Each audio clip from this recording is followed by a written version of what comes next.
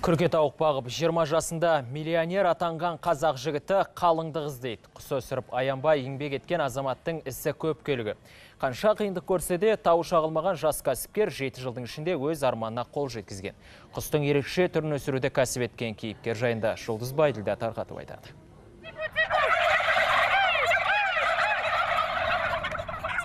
25 жастағы Бақыт Кенжебаев қалада туып, қалада өскен. Бірақ ерсіл дерті ауыл. 9-шы сыныптан кейін колледжді қызыл дипломмен бітіріп шығады. Бірақ мамандығы бойынша қызметке тұра алмайды. Жұмыс іздеп талай табалдырықты тоздырған ол ақыры қолында бар қаражатына 6 күрке тауық сатып алады. Бизнеске деген жолы осыдан басталады. Уақыт өте келе 6 басы 100 болып, одан 1000-ға жеткізген. 1000-ның бір 200-і қатты ауырған кез болды, қиындығым. Сол кезі негіз бәрі ауырды. Сон 200-і өлді. Сол қиындықтан шықтым, жазын уақытысында сұмдық қиналдым. Бұл жетістікке жету жолында 7 жылын сарп еткен. Айтуынша күрке тауық өте нәзік келеді. Ауырып қалған кезде қолына алып, әлпештеп, аузына дәрісін тамызып өсірген. Бастапқыда бір-екеулеп саудаласа, қазір базар жағаламайды. Өйткені 200-300-ден тапсырыс түседі. Мұндай көп мөлшердегі өнімді сатуды бір апталық арнайы курстан үйренген екен. Жаңа ойлар келді ол, жаңа оқыған жерінде. Маркетинг, сату өнері, қалай сату керек, қандай логотип, не. Енді алған білімнің 100%-ын орындаған жоқ, бірақ бір 40%-ын орындаған шығармын. Соны өзі бір нәтижесін беріп, жаңа 800 өркені бағу, бағанағы алдында баққанынан уже 10 ай болды. Қыр-сырын біле бастадым, қалай бағу керек, қалай не керек екенін. Енді дәл кәсіп болмаса да, оның жаңағы сату жолдары, нелерін адаммен сөйлесу дегендей.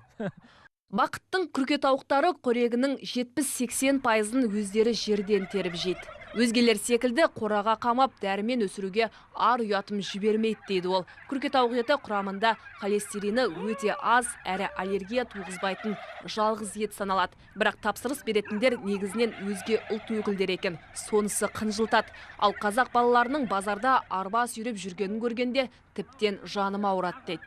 Қазақ балалары жүреді базарда ташкайдап. Соларға айтам, бір-екеуіне айттым енді жолыққан кезі. Жүр менімен бірге, мен саған айлығын шығарып берейін. Сондай менің қасымда күрке бағасын дедім. Енді жас балдар, менен жас балдар.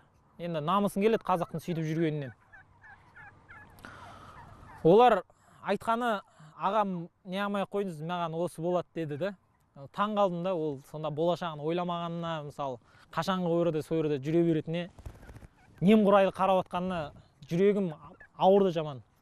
Өз күшімен еңбектеніп, кәсіпкер атанған жігіт небәрі 23 жасында қымбат көлік мінген. Алда біраз адамды жұмыспен қамтуды көздейді.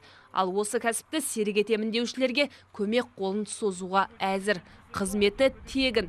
Өйткені қазақ жігіттерінің тауы шағылмайтын, еңбекқор, мықты болғанын қалайды. Сондай-ақ ибалы, мінезі жұмсақ, ауылда тұрудан қашпайтын қалыңдық іздейді.